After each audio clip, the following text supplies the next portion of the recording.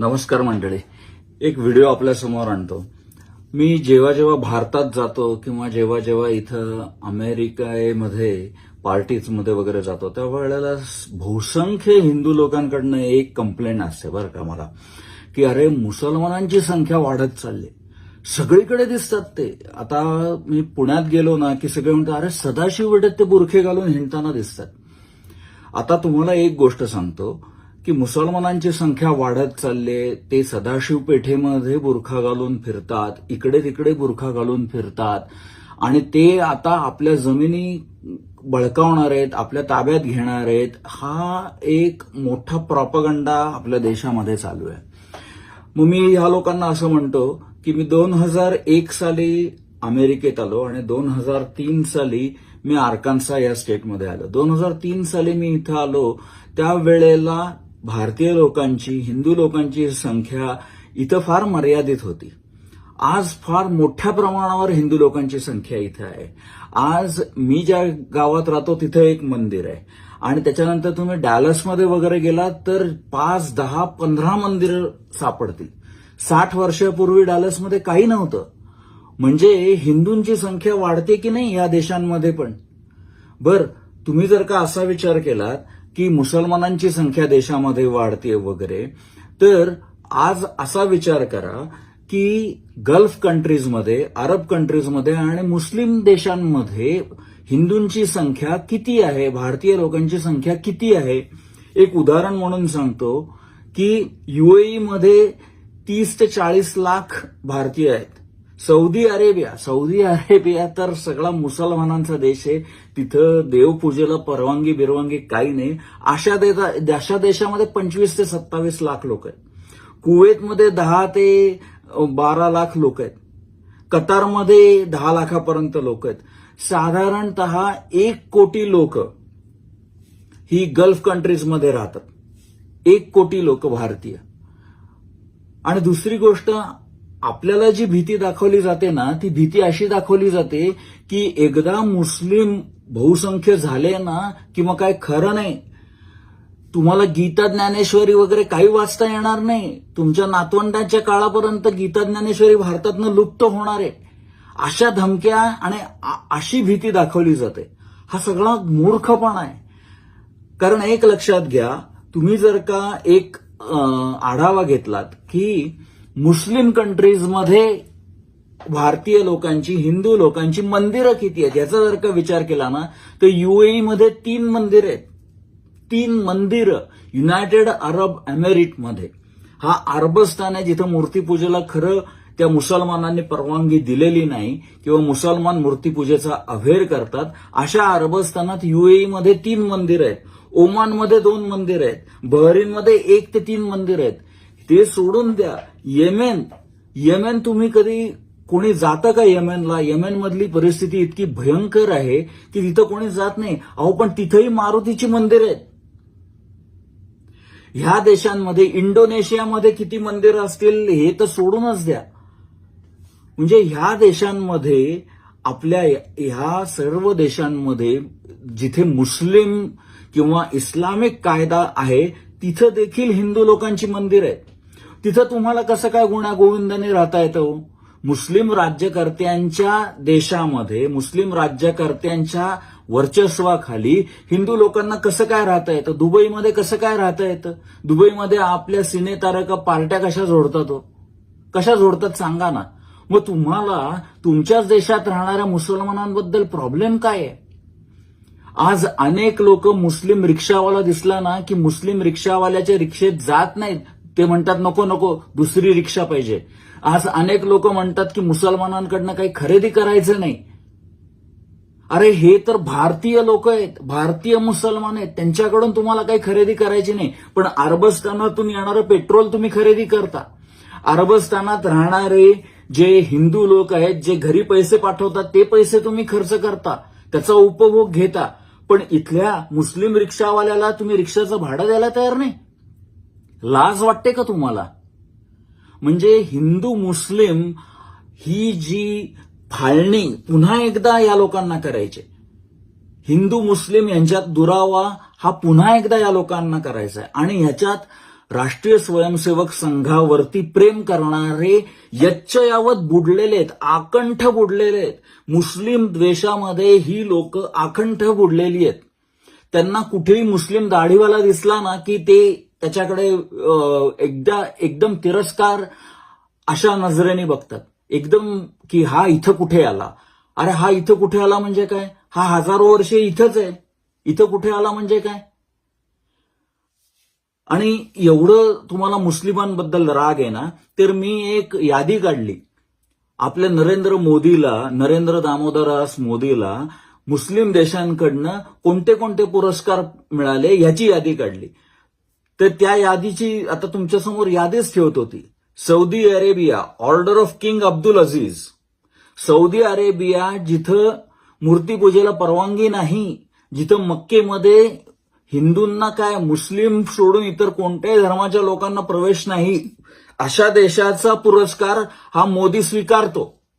Order of king Abdul Aziz ते चालतं. Afghanistan, state order of Ghazi Amir Amanullah Khan. अफगाणिस्तानमध्ये तालिबान आहे. तालिबाननी स्त्रियांच्या शिक्षणाची वाट लावलेली आहे. स्त्रियांना आज शिक्षण नाही तिथं. त्या अफगाणिस्तानातल्या तालिबान सरकारचा पुरस्कार state order of Ghazi Amir Amanullah Khan हा याला चालतो.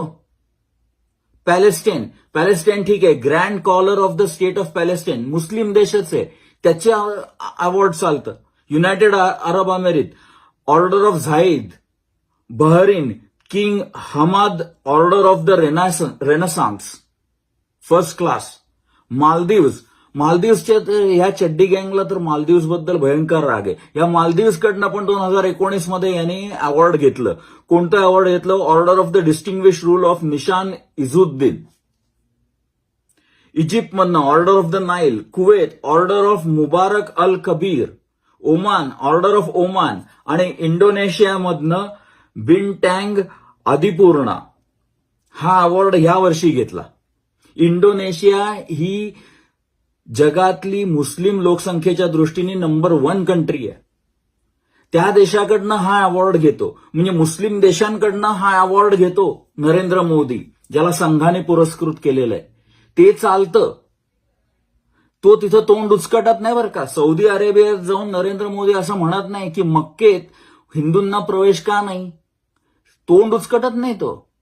किंवा सौदी अरेबियामध्ये हिंदू देवळं का नाहीत, तोंड उचकटत नाही तो.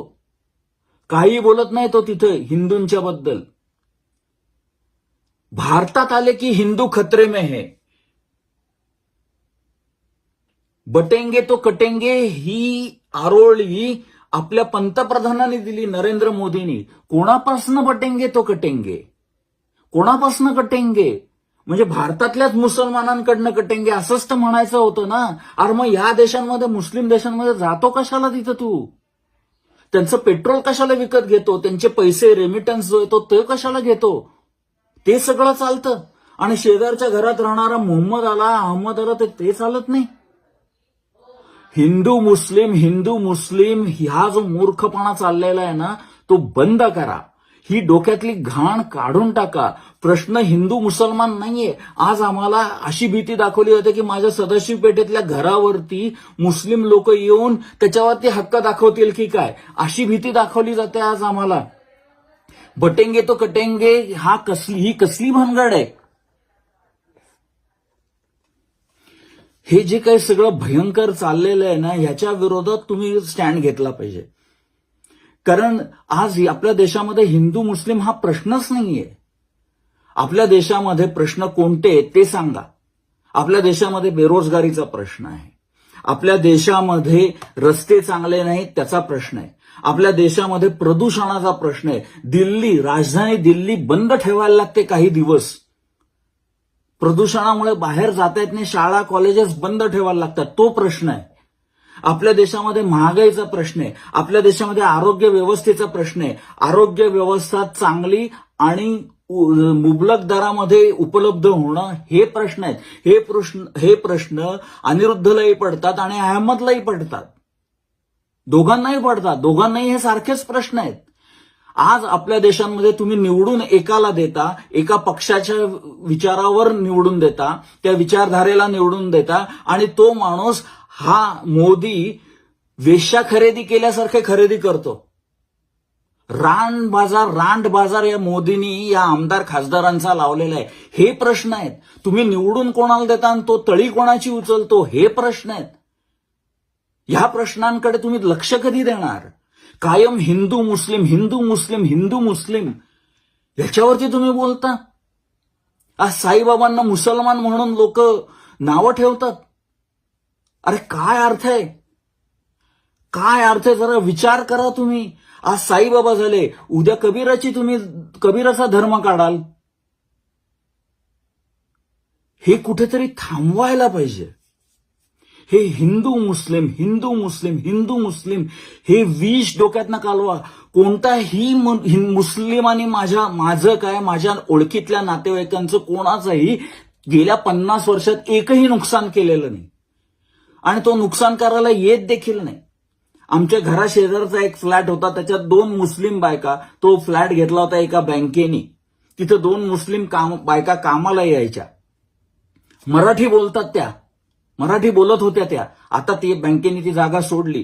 त्या 2 मुस्लिम बायका माझ्या आईला म्हणायच्या की आमचा नमाज झाला की आम्हाला एक दुवा मागायला लागते की ज्याच्यामध्ये तुमच्याबद्दल आम्ही रोज दुवा मागतो. तुम्ही जरा विचार करा. हिंदू मुस्लिम ही घाण किती दिवस डोक्यामध्ये तुम्ही बाळगणार आहात? आज तुम्हाला लोक मूर्ख बनवत आहेत. संघप्रेमी, भाजपप्रेमी आणि नरेंद्र मोदी प्रेमी ही लोक तुम्हाला मूर्ख बनवतात, आणि तुम्ही मूर्ख बनवले जाताय. खरे प्रश्न काय आहेत? देव करो आणि तुमच्या डोक्यातनं हा हिंदू मुस्लिम कचरा जो आहे ना, तो निघून जाओ. खऱ्या प्रश्नांवरती त्याच्याबद्दल सरकारला जाब विचारा. हिंदू मुस्लिम हे पुन्हा करतील.